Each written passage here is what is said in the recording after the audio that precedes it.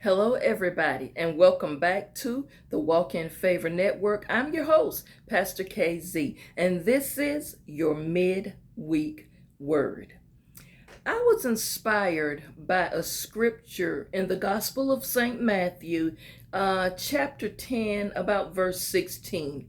And it says, "Behold, I send you forth as sheep in the midst of wolves. Be ye therefore wise as serpents and harmless as doves." Y'all, this is all about something that many of us don't like to talk about or address, but let's go ahead and clear it up and get the elephant out of the room right now. Jesus, Yeshua, was instructing his disciples to anticipate enemies. Oh, yes, I know. Anticipate enemies. See, that might be too much for some people, and it might not be for everybody, but clearly it's for somebody watching today. You've got to remind yourself there's always an enemy lurking around, and you need to anticipate them. See, sometime we think everybody is going to come in our space, in our lives, in our circle as a friend, when in actuality they just might be a frenemy or an enemy. Let me remind you of something. Not everybody see you as a friend. Not everybody really like you. Some people want to get close to you to monitor you, for lack of a better word. Oh, I know this is tough to hear, and I know this is not one of those rah, rah, rah, shout type words, but it's a word that needs to be spoken because too many people have rose-colored glasses on and blinders on. Just because we're in the household of faith, that don't mean everybody in the household of faith really is there for the right reason. Let me say this. You might have made a connection with someone, had a good relationship with them, but you begin to notice some things. And what is that, Pastor? What you begin to notice is they will make little comments about you when you get blessed, when you're getting blessings. They make little snide undercuff remarks or little nice, nasty remarks when you get blessed. And you begin to see, did she really mean that? Or did he really mean that the way it came out? Now, they may laugh it off and say, oh, I'm just playing. But they really jealous because you got a new car. They don't like the fact that you just got a new condo. They jealous of the fact that you just moved to a new place. God done elevated you, blessed you, promoted you on your job, or your business is excelling, and they don't like that. But they say, oh, I could have did the same thing. They ain't really feeling you like that. So now you have realized this person just might be an anticipated enemy coming in disguise in their wolf in sheep clothing. Now, check this out. I don't know if this has ever happened to you, but I know it's happened to some people because I got some emails from some people about this. And as I told you, a lot of my videos I generate and I'm inspired by some of the words you speak during your emails. Check this out. Have you ever shared a vision, an idea, your dream or business idea with someone? You ever did that before? And then they took your idea and made it their own. It was your idea to get that business going. Next thing you know, they over there with the same business idea. They done beat you to the punch. While you still down here praying and waiting on the Lord, they done moved on with your idea. Anybody? Anybody ever had a proposal or wrote up a plan, a treatment plan, or some type of plan on your job? Now I'm talking about something happened to me. And the next thing you know, somebody done took what I did and put their name on it and presented it like it was their idea. Guess what Pastor did? I didn't sit there silently and passively. I said, hold on. I took out the blueprint. I took out the original plans. And I said, this was my idea that was stolen. See, sometimes you got to expose the enemy. Yeah, that's what David did. He told us, he gave us the blueprint in the 23rd Psalms when he told us, thou preparest a table before me in the presence of my enemies. See, sometimes you don't have to do nothing. The table is already prepared and set, and your enemy can get exposed right there. So that's another thing what Matthew is talking about in this gospel here about God. Jesus sent you forth as sheep in the midst of wolves. Everybody is not a sheep, but some people don't recognize the wolves that's in the pack. A wolf will always know the nature of the animals and get the metaphoric expression here that Matthew is using in this gospel. He's talking about three animals. What is the characteristics of a sheep? What are the characteristics of a wolf? And what are the characteristics of a dove? You've got to know what the writer of this gospel is speaking about and understand the character traits of the animals he's using in this illustration here.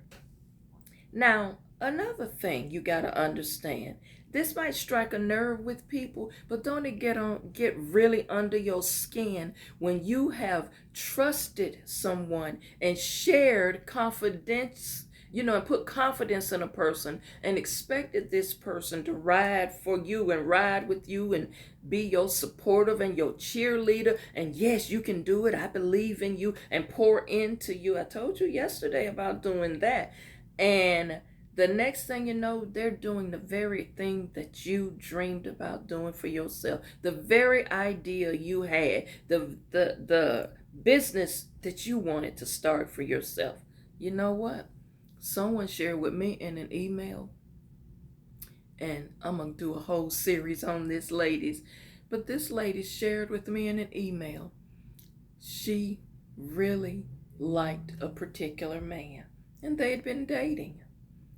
And everything about their conversations, their experiences, she shared with her good girlfriend, one of her girls. She noticed the man stopped calling, stopped responding to her texts, and just was really aloof and pretty much ghosted her. Well, a couple of months went by and she got missing her good girlfriend. I ain't heard from girl in a while. What's going on? Well, lo and behold, social media, one thing it does is it puts everybody's business out there, because nobody knows how to keep anything private anymore, because we are now programmed to share everything. And guess what old girl found in her feed that just coincidentally popped up? The future boyfriend was now the fiance of the good girlfriend. Now she crushed, devastated, and hurt. Wolves in sheep clothing. So now, when you do those things and share things and put your confidence in somebody and befriend them, and they're in your space and y'all been friends for years and years, now you're hurt, confused, and devastated. This is because you didn't anticipate that your friend was a secret enemy. You didn't discern their assignment, people. All the while you were a friend to them, they were sabotaging you. Now, I know I didn't devote much time to this, and I must do the part 2 at a later date. But you need to understand, you must, as Jesus was telling his disciples, always anticipate and be on the lookout for secret enemies. You need to learn how to start using your spirit of discernment more. Because when you're using your spirit of discernment, certain things is not going to slip up on you. It's not going to come out of nowhere. There's always signs, y'all. There's always warning signs and red flags that we choose to ignore, even in the household of faith. As believers, there are things we just miss because sometimes we're distracted. Sometimes we caught off guard because we are not watching as well as praying. Be aware that there's some people, they resent your increase. And they just do. Some people want to be you. And you sitting here thinking, I don't know why I ain't got nothing. This little house I got, I'm piecing together my car. And why they jealous of me? Girl, they see your favor. Boy, they see the favor of God on you, resting on you. So be aware that your enemy is any person who resents your desire for increase, who resents your progress. Recognize the enemy's behavior when you get promoted and when you get blessed. That's what I said yesterday. Always watch people when you getting promoted and blessed and elevated. Watch how their attitude is. Watch the little things, the little sly things they say. And you know what? You still can't let that get you down. But the point is, someone who you had chosen to put a level of trust in, someone that you chose to love and be kind to, is now on the other side of the fence. They're now your enemy. But you know what?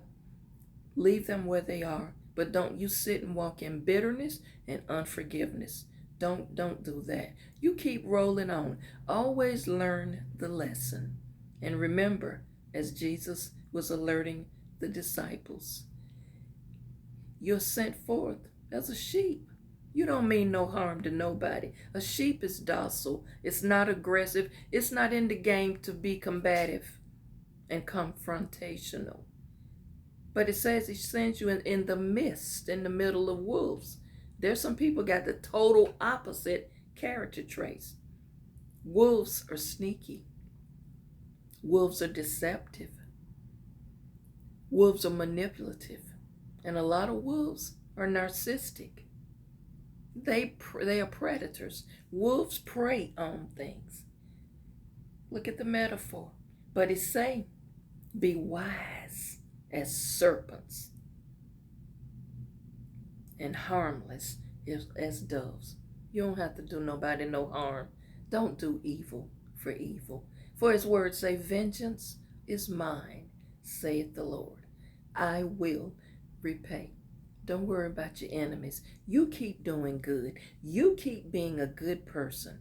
But keep your eyes open, your ears open. Don't be distracted. Keep your focus and watch as well as pray. This has been your midweek word. I will see you back tomorrow. Thank you for watching. Don't forget, comment, like, share, and subscribe, and follow me.